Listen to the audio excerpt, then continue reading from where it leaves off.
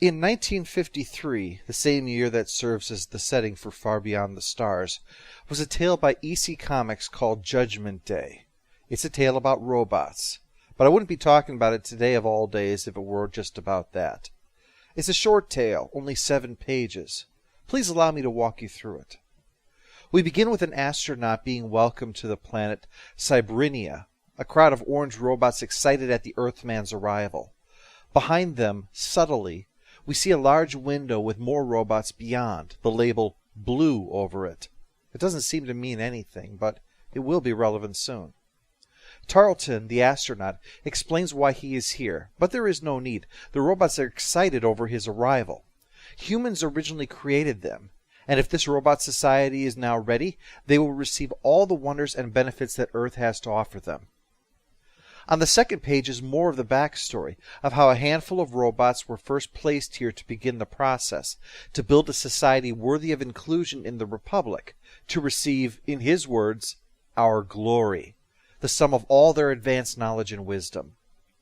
The robot quickly leads Tarleton to a motor car that they have invented, driving it to the capital where the elected representatives of the people formulate the laws for their society. At Tarleton's request, he is also brought to the facility where the orange robots are made. The blue ones are made in another factory elsewhere. Tarleton watches the construction of a robot, including the installation of all of their society's knowledge. The robot will then work for a time in the factory to learn responsibility, but then is free to choose its own path in life. After that, Tarleton asks to see where the blue robots are built, which is actually in Blue Town, a bus trip away. While they wait, Tarleton can't help but notice that there are benches for orange robots and blue robots, carefully labeled such. "Have to keep them in their place, you know," the guide says. The blues are in the back of the bus when it finally arrives. And when they show up, the guide wishes to remain outside, but Tarleton insists that the guide join him. The robot construction process is exactly the same, except a blue coloring is placed on the exterior when it is complete. They then receive a different installation of knowledge than the orange ones do. Tarleton refers to it as the parents and the relatives and the environment and the school all rolled into one. He then turns on the guide. "You said before that this was a free enterprise society, that after an orange robot serves its time on the assembly line, that it is free to follow its own endeavor." I said that, yes. That, of course, does not include the blue robots, eh? Their choices of endeavor are limited. "You are lecturing me as though that were my fault, Tarleton. This existed long before I was made. What can I do? I am only one robot." Tarleton apologizes for putting it all at the feet of his guide, but informs it that their society just isn't ready to join the Republic. Of course, there's hope for you, my friend. For a while on Earth, it looked like there was no hope. But when mankind on Earth learned to live together, real progress first began. The universe was suddenly ours.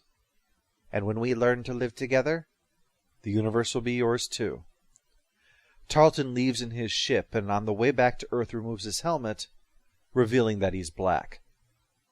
The comic is 7 pages, and yet it covers the topics it's exploring with a surprising degree of thoroughness given that limitation, and the fact that it is also a story, one with numerous dimensions and complexities. The most obviously being, of course, that color is ultimately meaningless. We're all the same underneath. We invent an artificial distinction where there isn't one. At the same time, it recognizes that this is perpetuated by more than just the superficial appearance, but also by one's education. Not just education as in school, but the education of our life experiences, those things that shape us. My father's father worked in a steel mill. He raised his sons for a similar direction, boys tech, learning manual labor stuff and encouraging that. And when my father finished school, he took a job as an apprentice plumber. But early on, he suffered a severe back injury on the job, and at the encouragement of my mother's father, he took college courses, went into teaching, and eventually earned a master's degree. He said that my mother's father was more of a father to him than his own, who had this attitude that there was nothing respectable about a white-collar job. That was the attitude of their neighborhood. That was the attitude of the extended family. It took a career-ending injury to lead him to realize that he could be more than that. He had this anchor holding him back, the crab mentality that I referred to.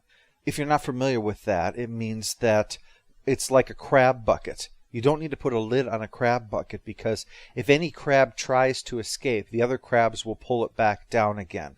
The crab mentality is that those around you can work to, intentionally or not, stop you from escaping the situation.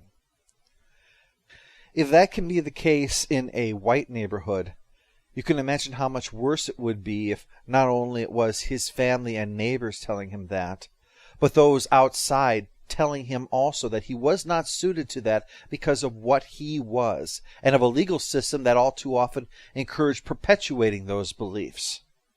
The problem of one's environment is not specifically an issue of race, but race can exacerbate it when those problems are reinforced by media presentation, unjust laws, and societal attitudes.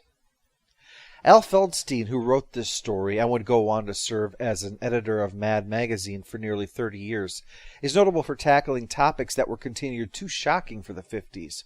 Rape, domestic violence, child abuse, police brutality, and obviously, race issues.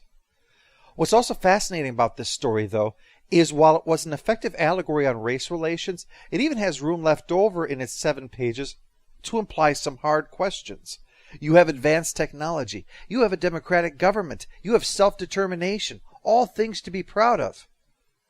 But what does it really mean when there is a cancer within society?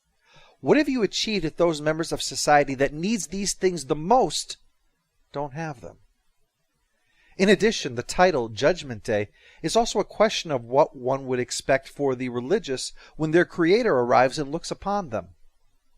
Can one expect God to arrive and feel that the invention of the motor car is enough to justify the system that says, keep them in their place?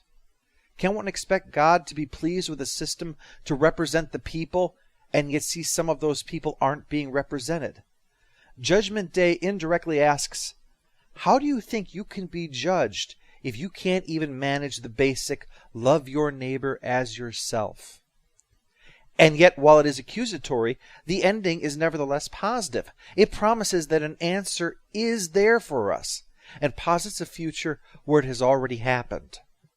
The line of Cisco's near the beginning of Far Beyond the Stars. Everyone thought the war was over when we retook the station and pushed the Dominion back into Cardassian space. It is also speaking to the issue that's on display here. Everyone thought the issue was over after slavery ended, or after the civil rights movement ended, or after we elected a black president. But it's not that simple, as the past year has demonstrated in America. It's such an issue that, humorously, Roman Atwood shot a video of him introducing himself once he moved into a new neighborhood by walking up the street and just saying things like, "What's up, neighbor?"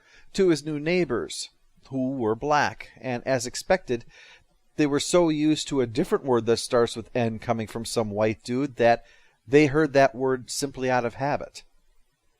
You might have heard about the crazy fear of comic books that ran amok around this time. There were no video games to blame for society's problems, so something else had to take the rap.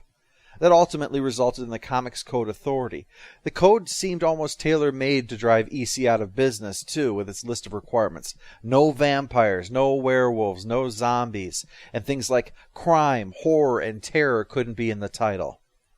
In 1956, one of their stories was blocked by the code, so to fill the pages, EC decided to reprint Judgment Day. Charles F. Murphy was in charge of handling the code and said that the last panel had to be changed. He couldn't be black.